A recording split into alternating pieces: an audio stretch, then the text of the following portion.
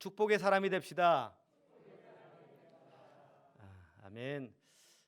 예수께서 아이들을 가까이 하시고 사랑하시며 그들을 귀히 여겨주시고 또 축복하셨던 것처럼 우리도 남에게 또한 귀히 여겨주는 그런 마음을 갖고 또 축복해 주므로 또 생명의 역사를 이뤄내는 중국이 될 수 있기를 간절히 소망합니다. 한 중년의 남성이 어느 목사님에게 이렇게 말했습니다. 목사님, 저는 정말 열심히 살았거든요. 일평생 정말로 죽자고 일만 했습니다. 성공을 위해서 달렸습니다. 그런데 이루는 것이 없는 것 같습니다. 왜 그럴까요? 저는 실패한 인생입니다. 남들은 다 잘 되는 것 같은데 왜 저만 그럽니까? 그랬더니 목사님께서 이 중년 남성에게 일단 물을 한 모금 드십시오.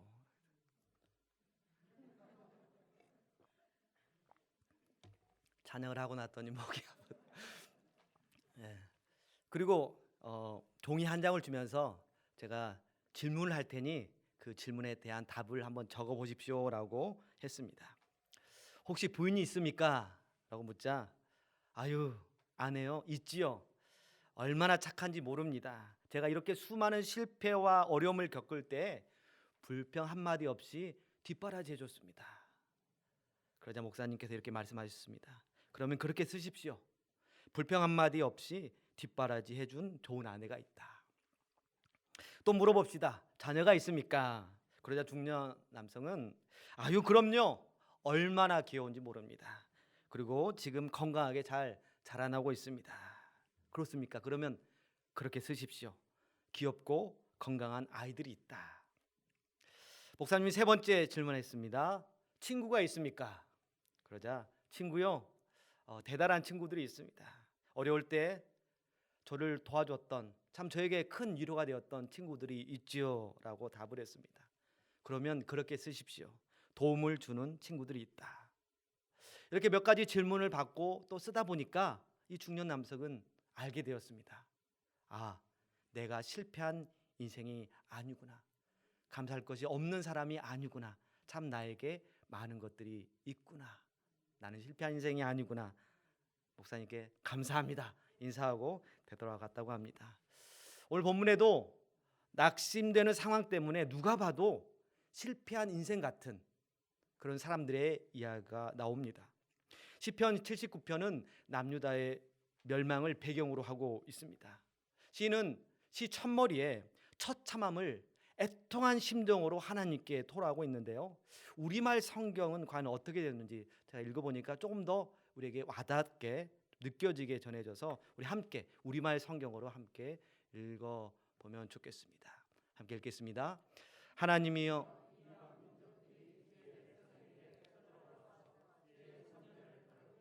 예루살렘을 폐허로 만들었습니다. 주의 종들의 시체를 공중의 새들에게 먹이로 주고 주의 성도들의 살점을 땅의 짐승들에게 주어 버렸습니다. 그들이 피를 온 예루살렘에 물처럼 쏟아 부어도 그들을 묻어주는 사람이 없습니다. 우리가 이웃들에게 원망거리가 되고 주변 사람들에게 조롱거리와 비웃음거리가 됐습니다. 거룩한 예루살렘 성전이 더럽혀졌습니다. 그리고 그렇게 굳건했던 강한 예루살렘 성이 무너져 돌무더기가 되어버렸습니다. 거룩한 백성은 침략자들에 의해서 죽임을 당하였고 그 시신들은 들짐승들의 먹이가 되어버렸습니다. 고대 근동 세계에서는 정복당한 사람들이 그들의 시신이 매장되지 못하고 그냥 부패된 채 여기저기 내버려 두는 것, 이것만큼 치욕스럽고 저주받는 것은 없다라고 얘기합니다. 그렇게 복되고 영광된 백성이 저주와 치욕을 당한 것입니다. 예루살렘 성전의 피는 제물로 바쳐진 짐승의 피가 아니라 성도들의 피가 땅을 적셨습니다. 이러한 충격적인 상황을 시인은 묘사하고 있는 것이죠.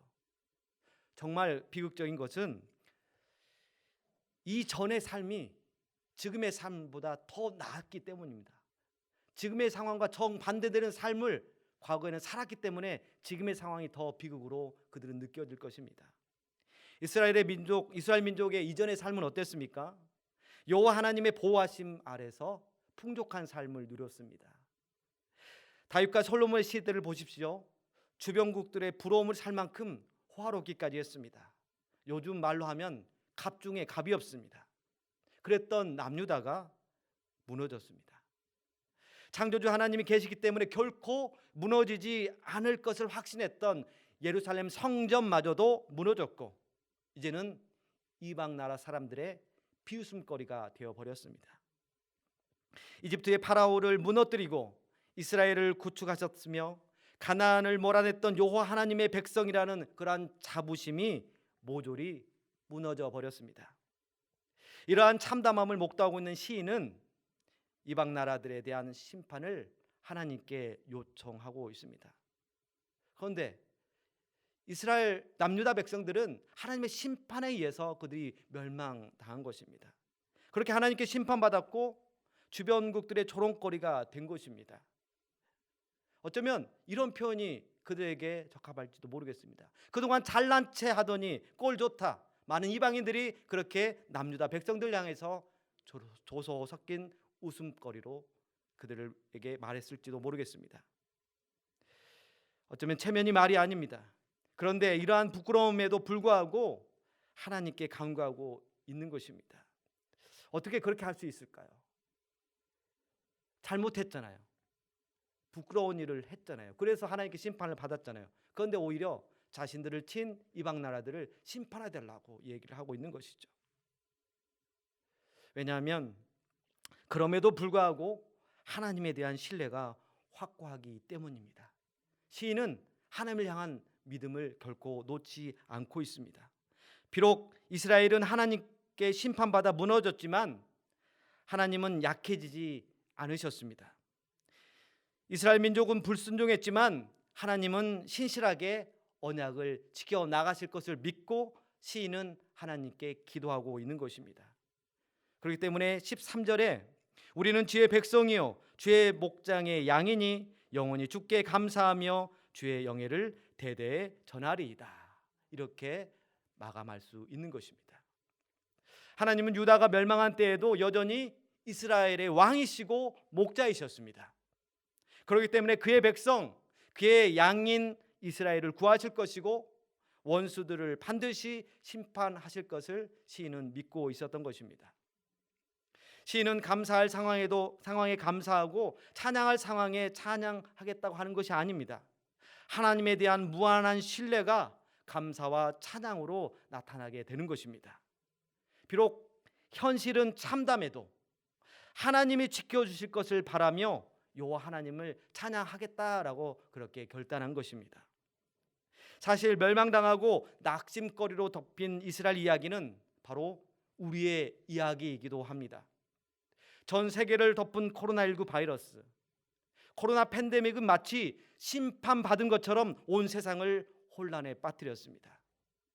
자유롭게 예배당을 드나들며 예배를 드릴 수 없게 된 때도 있었습니다.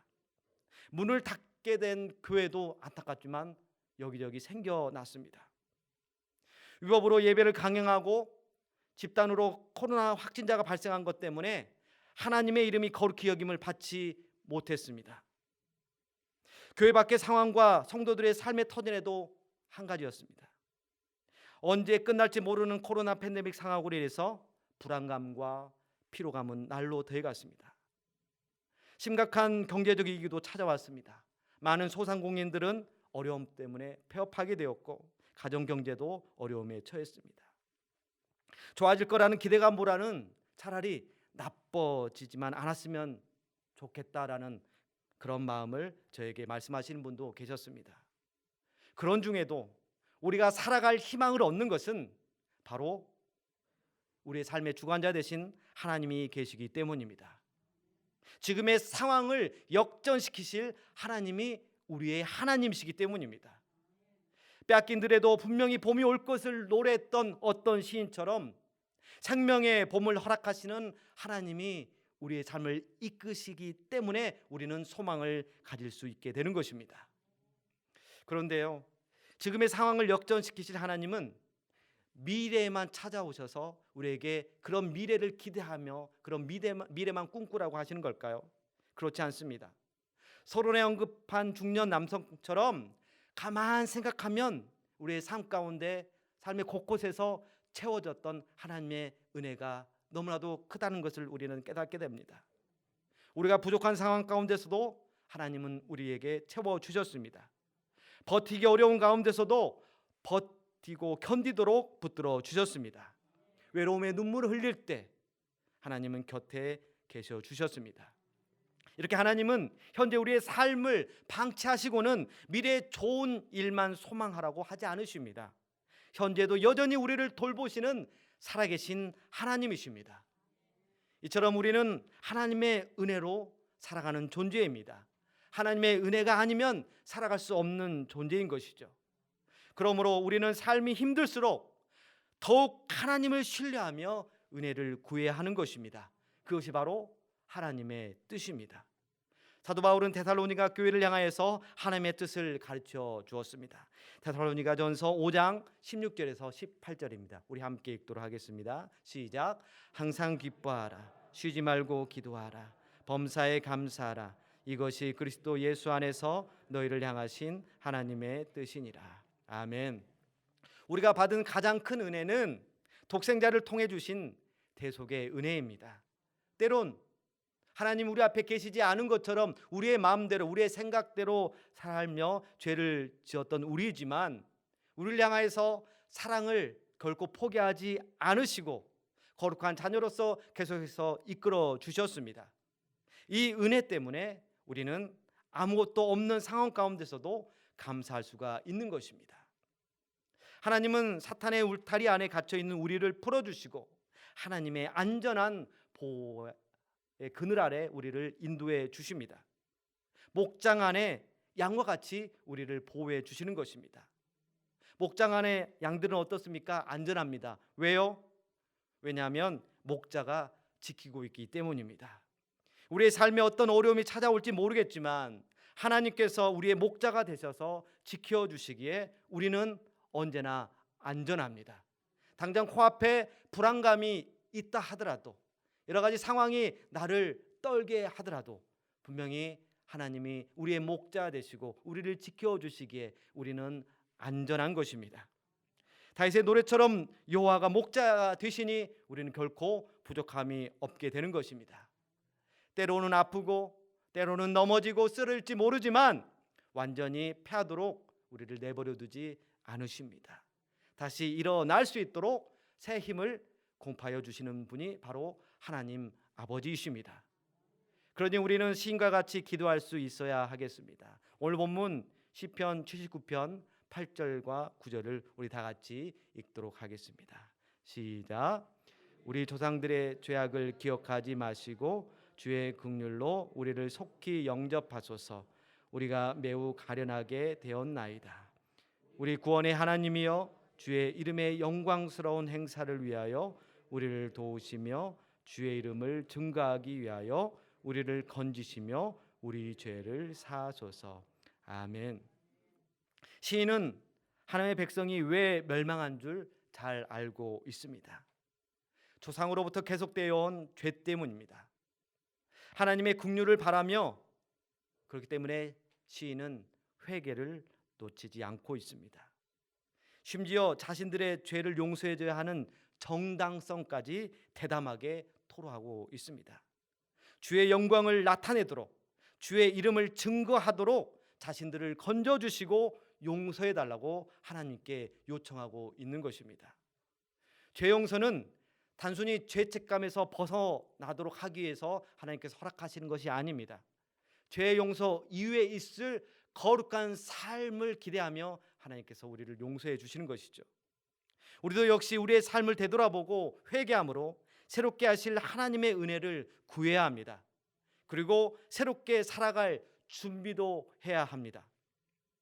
내일부터는 야외에서 마스크를 벗어도 된다고 합니다. 여전히 실내에서는 마스크를 써야 하지만 그리고 실내에서 모이더라도 50명 이상이 모여서 행사를 할 때는 반드시 써야 한다고는 하지만 그런 제한이 있다고는 하지만 이제 코로나의 막바지를 향해 우리가 가고 있는 것 같은 그런 소망을 갖게 됩니다. 그동안에 황폐했던 시간이 끝나겠지만 우리도 역시 이 끝 이유가 단순히 편한 삶만을 위한 것이 아니라 하나님의 영광과 하나님의 이름을 증거하는 목적을 가지고 우리의 삶이 회복되기를 기도해야 할 것입니다. 그리고 이광 지사님께서 기도하신 것처럼 다음 세대, 우리의 다음 세대를 위해서 기도해 주십시오. 많은 관심과 기도, 때론 가능하다면 물질적으로도 도와주십시오. 그래서 그들이 마음 놓고 하나님께 찬양도 하고 뭔가 또 배워나가고 또한 어울려서 함께 할 수 있도록 그들을 위해서 기도해 주시기 바랍니다. 또 때가 되어서 의학이 발달해서 이렇게 코로나가 끝난 것이 아니라 하나님께서 일하시기에 우리를 어려운 가운데서 건져낸 것임을 우리가 확신하고 우리에게 새로운 사명을 주시기 위해 끝내주신 것으로 우리가 또한 믿고 우리는 새로운 시대를 기도함으로 준비해야 갈 것입니다. 어린이날 노래 중 이런 가사가 있습니다. 5월은 푸르구나 우리들은 잘 안다. 하나님께서 우리에게 5월을 허락하셨습니다. 자연 만물이 푸르는 이 5월에 들의 풀만 자라고 나무만 자라고 채소와 곡식만 자라고 어린이들만 자랄 것이 아니라 우리의 믿음도 자라고 우리의 신앙의 수준도 자라서 은혜 아니면 살아갈 수 없는 우리가 받은 은혜를 세상 가운데 흘려보낼 수 있는 축복의 통로가 되어야 될 줄로 믿습니다. 그런 삶을 위해서 오후 찬양 예배도 열심히 참석해 주시고 주변에 전도도 해 주시고 우리 청년들에게 격려가 될 수 있도록 간직도 사주시고 그렇게 힘이 되어 주시는 여러분들 될 수 있기를 간절히 소망합니다. 기도하시겠습니다. 사랑하는 주님, 하나님의 은혜가 아니면 우리는 살아갈 수조차 없는 존재입니다.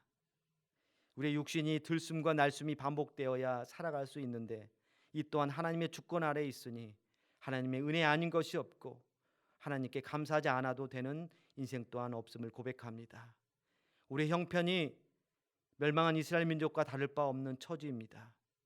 우리를 긍휼히 여기시고 각자가 가지고 있는 상황에서 건져 주시옵고 코로나에 두려워하지 않고 우리의 생명을 주관하시는 하나님을 경외함으로 하나님의 거룩하신 뜻을 행하며 살아가는 우리 여수 성원교회가 되게 하여 주시옵소서.